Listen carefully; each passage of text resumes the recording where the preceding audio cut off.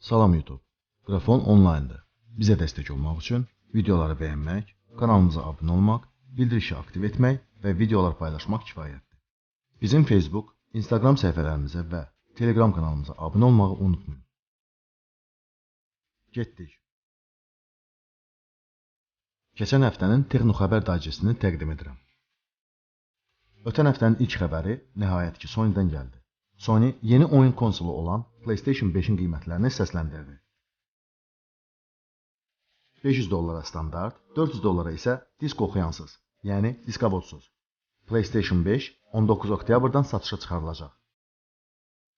30 sentyabr tarixində isə Dostluq Korporasiyası Google özünün Pixel 5 smartfonunu təqdimini planlaşdırır. Bundan başqa Google ağıllı kolonkalar və yenilənmiş Chromecast-ı təqdim edəcək. Bu rəsmi məlumat olsa da, məlumatda Pixel Watch haqqında heç nə deyilməyib.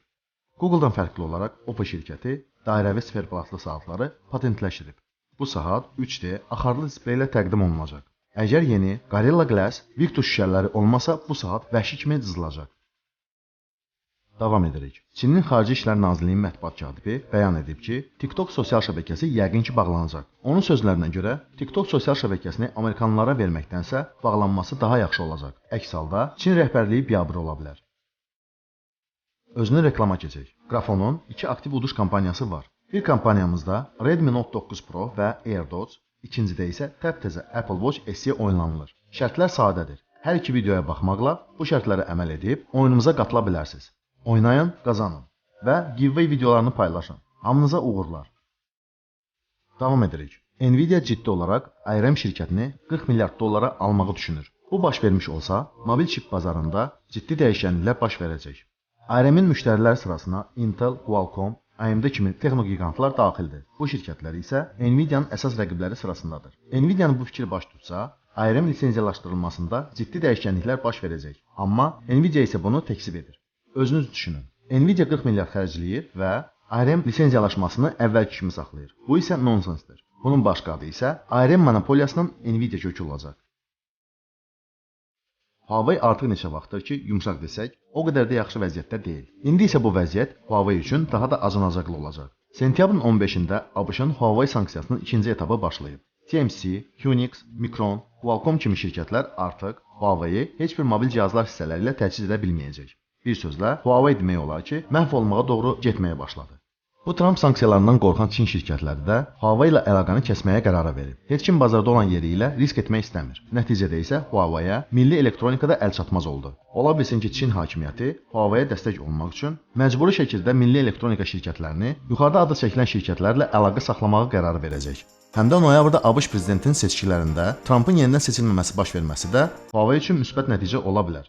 Daha bir Huawei gadgetlərinin istifadəçiləri üçün kədərli məlumat.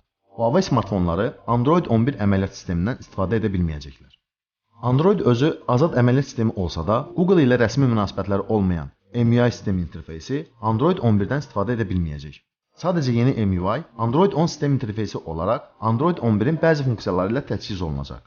Amma biz demişdik axı, Huawei özünün Harmony OS əməliyyat sisteminə tədricən keçidinə bu ilin dekabr ayında start verəcək. Huawei-in sözlərinə görə, MIUI 11 interfeysi ilə çalışan gadgetlər Harmony OS sistem yeniləməsini əldə edəcək.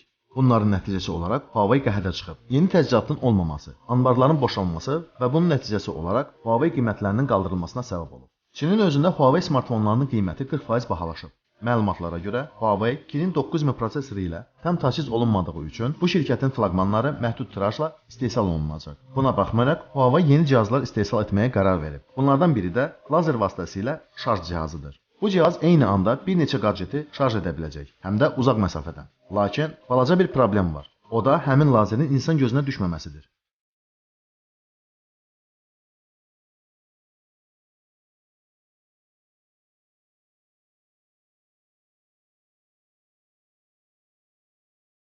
İndi isə çox maraqlı infonu sizə çatdırım. Buna heç kim inanmırdı. Qrafon komandası da inanmırdı. Amma bu baş verdi. Nəhayət ki, Sony normal smartfon istehsal etməyə başladı. Bu da Sony-dən yeni premium segmentli flaqman smartfonu. Sony Xperia 5 Mark II. Parametrləri siz ekranda görürsünüz. Əsas özəlliklərini sayın. Bu smartfon HDR rejimdə 4K videoları 120 FPS tezliyi ilə yaza bilir. Gözə görə avtofokuslanma isə Sony'nin əsas özəlliklərindən biridir. Bu ilk smartfon olacaq ki, Call of Duty Mobile 120 FPS tezliyi ilə işləyə biləcək. Bundan başqa Dolby Atmos Audio, IP68 sudan qorunma sistemi, standart audio jack və Gorilla Glass 6-cı nəslin olmasını Sony deyib. Balaca bir mənfi nüansı isə o qədər də sürətli şarjın olmamasıdır. İndi isə qeyri-adi smartfonlardan danışaq. Bu smartfonu isə LG təqdim etdi. LG Wing. Bu smartfonun 2 displeyi var. Bir displey fırlana bilir. Amma bilmirəm bu displey nəyə lazımdır. LG-nin dediyinə görə bu displey oyunların oynanmasında və tekstlərin yazılmasında əvəzsizdir. Siz deyin, bu form faktor sizin xoşunuza gəlirmi? Fikirlərinizi kommentlərdə yaza bilərsiniz. Bu smartfon isə çox möhkəmdir. Mild STD 810 qoruma sisteminə malikdir. Bu hələ o qədər də qeyri-adi smartfon deyil. Çünki daha bir LG smartfonunun tizeri internetdə yayılıb. Bu isə uzana bilən displeyli smartfondur. İlk olaraq LG bunu etdi.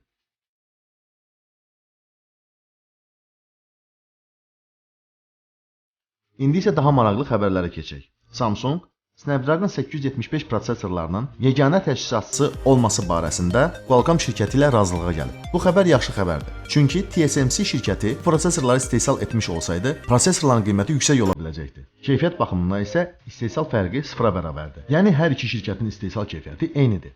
Huawei qismində rəqibini itirməsi nəticəsində Samsung premium smartfonlarının yerini dəyişib.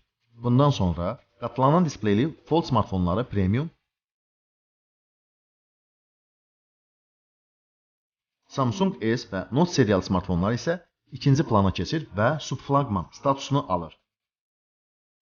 Bundan başqa Samsung yeni smartfon xəttini istehsal etməsini planlaşdırır. Bu smartfonlar F serialı Samsunglar olacaq. Bu smartfonlar mobil fotoları sevənlər üçün nəzərdə tutulub. İlk modeli isə təxminən $200 olan F41 olacaq. Yenə də Exynos 9611 prosesoru və yenə də Apartulla. Kamerası deyilənlərə görə bomba olacaq. Yenə də yaşayarıq görərik. Ağıllı saatlardan danışaq. Tesla ağıllı saatları bazara gələcək. Bəli, Elon Musk və ağıllı saat. Bilirəm, bu biraz normal səslənmir və bu həqiqətdir. Tesla adlı ağıllı saatlar istehsal olunacaq. Amma Elon Muskla bunun azacıq əlaqəsi var. Belə ki, bu saatları Huawei şirkəti istehsal edəcək. Sadəcə həqiqi Tesla isə bu vəziyyətdə partnyor kimi çıxış edir. Əsas özəlliyi isə bu saatları Tesla avtomobillərində açar kimi istifadə etmək mümkün olacaq. Adının Tesla Amazfit olmasını Huawei şirkəti fərz edir.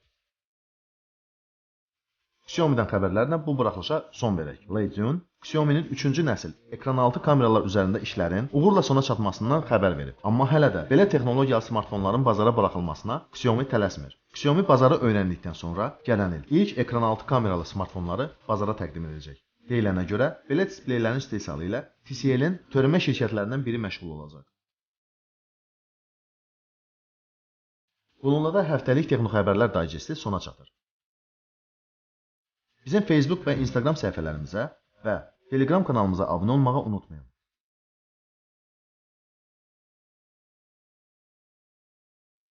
YouTube-da olduğumuz üçün sizinlə sağollaşmıram.